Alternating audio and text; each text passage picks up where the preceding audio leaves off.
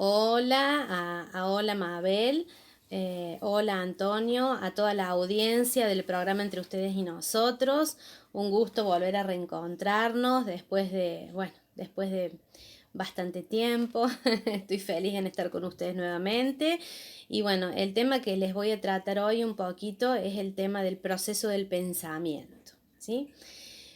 Cómo se va gestando el proceso del pensamiento. Nosotros lo estudiamos en las clases de grafología y la verdad que es todo un tema muy apasionante porque nosotros comenzamos a estudiar cómo, digamos, se generan, digamos, todos los paradigmas y se generan todas aquellas, digamos, limitaciones que tienen los niños y los adolescentes a través de nuestros pensamientos y de nuestras ideas como adultos.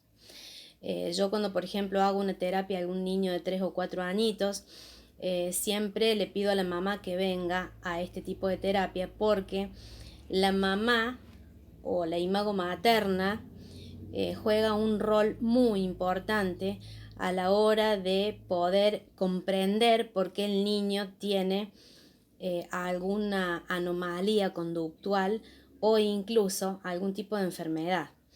Eh, yo estoy con el tema de lo que es la decodificación emocional hace aproximadamente 12 años y hemos estudiado cómo el proceso emocional, por ejemplo, en el caso de un niño de 3 o 4 años, afecta directamente a ese niño por lo que la mamá está pasando, está sintiendo. Es muy importante entender que, por ejemplo, este tipo de terapia se hace a nivel familiar, ¿sí? A nivel sobre todo mamá-niño en esta etapa evolutiva. Aquí hay, digamos, un tema bastante complejo porque cuando la mamá no logra comprender lo que siente, el niño es una simbiosis que hace con su mamá y es como que él refleja en el exterior lo que no entiende porque esa tristeza o ese estado emocional o esa inquietud de la mamá le están transmitiendo, porque hay que entender que el niño a esa edad es simbiótico con la mamá, él no entiende su propia individualidad. Entonces es tan importante que las mamás sepan que cuando el niño está inquieto o tiene alguna conflictiva o algún problemita, necesitamos hacer un tratamiento dúo, ¿sí? Porque el niño es parte de su mamá, él todavía no se reconoce como ser individual. Volviendo un poquito al tema del proceso del pensamiento y pasando la etapa esta del niño, vamos un poquito cuando el niño comienza la escuela o el adolescente está en su escuela secundaria, ¿sí? Yo estoy atendiendo casos de adolescentes que, por ejemplo, tienen conflictos con su familia, pero no logran comprender para qué están teniendo ese conflicto. Entonces, bueno, algunos de ellos recurren a este tipo de terapia porque se sienten, digamos, como comprendidos y como acogidos, digamos, a una situación en donde los adultos debemos comprender que estamos en pleno proceso de cambio de pensamiento, ¿sí? Esto que estamos viviendo todo el mundo, esta pandemia, por decirlo de alguna manera, este virus, ¿sí? Que nos ha hecho quedar en casa, que nos ha hecho que, bueno, comencemos con situaciones de prevención en donde no estamos preparados, por ejemplo, no estuvimos preparados para tener una cuarentena de este tipo de un día para el otro, porque la verdad que fue de un día para el otro, fue todo muy rápido, todo muy, digamos, eh, es como que el ser humano lo vivió como un combate, ¿no? Como algo estricto, como algo, digamos, de muchísimo cambio, de tanta libertad a no tener libertad, de tanto poder andar libremente en la calle, ya de pronto tenemos que usar barbijos, tenemos que usar guantes, tenemos que un montón de series de medidas de prevención en donde se ponen en funcionamiento mecanismos de defensa de la parte inconsciente que nosotros debemos entender que venimos con memorias ancestrales, ¿sí? Esto también se ve en la escritura y se pueden llegar a analizar contenidos muy, digamos, muy profundos Por eso es interesante conocer cómo piensa, digamos, la familia, cómo piensa el abuelo, cómo piensa la abuela, porque todo esto es transmitido y es heredado, ¿sí? Nosotros entendemos que somos seres que venimos con mucha información, ¿sí? No solamente a nivel celular, sino a nivel emocional, a nivel inconsciente. Entonces, de la manera que, por ejemplo, la persona se expresa, ¿sí?, en la escritura y en el lenguaje, ¿sí?, yo puedo comprender la parte del yo real y la parte del yo ideal, ¿sí? ¿Qué pasa cuando yo idealizo algo, pero estoy frente a una situación en donde la realidad es distinta? Ahí empiezan los choques emocionales, en donde lo ideal que yo tengo, porque así me han formado, no coincide con la realidad. Entonces, por eso justamente tratamos del proceso del pensamiento con muchísima cautela, ¿sí? En las clases de grafología, por ejemplo, una de las materias que tenemos es psicología general y psicología evolutiva. No tanto de la parte, digamos, de la psique del ser humano, sino que trabajamos todo lo que es motricidad, grafomotricidad, con, digamos, la parte anatómica del cerebro, cómo el cerebro interpreta de acuerdo a los mandatos familiares y a los mandatos del contexto. Vuelvo a repetir, estamos en una época de muchísimo cambio, en donde yo voy a tener que reinterpretar todos los conceptos que mi familia y mis antepasados y mi contexto social me ha de alguna manera impuesto, ¿sí? Yo he aprendido porque hay cosas que me gusta aprenderlas y otras cosas las he aprendido por imposición. Todo lo que se aprende por imposición es lo que va a dejar de existir de alguna manera, es lo que va a dejar de funcionar como, digamos, como esencial para el proceso de cada uno, ¿sí? Estamos viviendo una situación en donde cada uno debemos ir en nuestro propio interior, debemos tratar de nadar un poquito hacia adentro y empezar a entender qué es lo que nosotros queremos para nuestras vidas, ¿sí? El adulto deberá replantearse cómo va de ahora en adelante a hacer frente a las nuevas realidades que se vienen, ¿sí?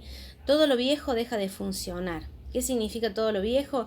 Todo lo que hemos conocido como concepto, ¿sí? De pronto, el concepto del trabajo estable es un concepto en donde ya también va a dejar de funcionar. Y no porque no haya trabajo y no porque no va a haber trabajo, sino que vamos a estar frente a una realidad distinta en donde aquel trabajador que a lo mejor estaba 30 o 40 años en una fábrica, hoy por hoy, eso es lo que, digamos, de alguna manera va a tener una reinvención en el mundo, tanto en lo laboral como en lo económico como en lo religioso. Entonces estamos tratando de canalizar ese proceso del pensamiento, de este tipo de terapia, para que la persona no tenga tanto impacto desde la afuera, ¿sí? Como para que ese impacto emocional que está recibiendo la persona, el adolescente o el adulto, trate de ser digamos, lo menos nocivo posible, porque yo de pronto tengo un pensamiento, una formación de un concepto, pero resulta que ahora tengo una realidad totalmente distinta y me estoy enfrentando, vaya la redundancia, a algo o frente a un conflicto que no sé cómo solucionar, ¿sí? Entonces voy a tener que empezar a manejar un poquito todo el concepto de incertidumbre. Ustedes fíjense que hace pocos años atrás todo el mundo te decía, si tenés un trabajo estable, ya tenés todo asegurado. Hoy fíjense ustedes, todo lo que es trabajo estable y ya lo asegurado no existe. O sea, tenemos que empezar a abrir un poquito la mente y empezar a entender que ya tenemos tiempos de, muchos tiempos de cuestiones imprevistas como la que estamos teniendo en este momento, mucha incertidumbre frente a lo que va a venir, ¿sí? Estamos en un cambio de era, estamos en un cambio de cuestiones de transformación y el ser humano va a tener que entender que esa transformación va a ser paulatina, pero va a ser una transformación que sí o sí la vamos a tener que incorporar en nuestras vidas, ¿sí? Y no solamente estoy hablando de la parte tecnológica, estoy hablando de cómo yo voy a comprender a mi hijo, cómo voy a comprender a mi hijo niño, a mi hijo adolescente y una serie de cuestiones de convivencia que se vienen y se avecinan, que si yo voy a ver desde el lado positivo, realmente es como que va a empezar a surgir la cuestión del amor, la cuestión de la compasión, de la empatía, de comprender al otro qué es lo que le está pasando, por qué le está pasando lo que le está pasando, qué tengo que ver yo en esa situación de lo que a mi hijo le está pasando, y aplicamos acá todo lo que denominamos las leyes del espejo. ¿Sí? Hay muchos temas a tratar que son temas muy profundos, desde, digamos, qué es lo que yo siento internamente. La ley del espejo es una de los temas que trabajamos muchísimo desde lo que es la psicología general y todo lo que es el lenguaje de la persona, ¿sí? Por eso se dice que la persona es lo que habla, por lo tanto habla lo que es. Entonces, a través del lenguaje tratamos de dejar de lado el lenguaje descriptivo para tener, digamos, entrar en un lenguaje generativo, en donde el raciocinio es importante, pero no más importante que es lo que yo siento o lo que yo quiero y la parte creativa de la persona, ¿sí? Hemisferio izquierdo y hemisferio derecho, la creatividad y la racionalidad.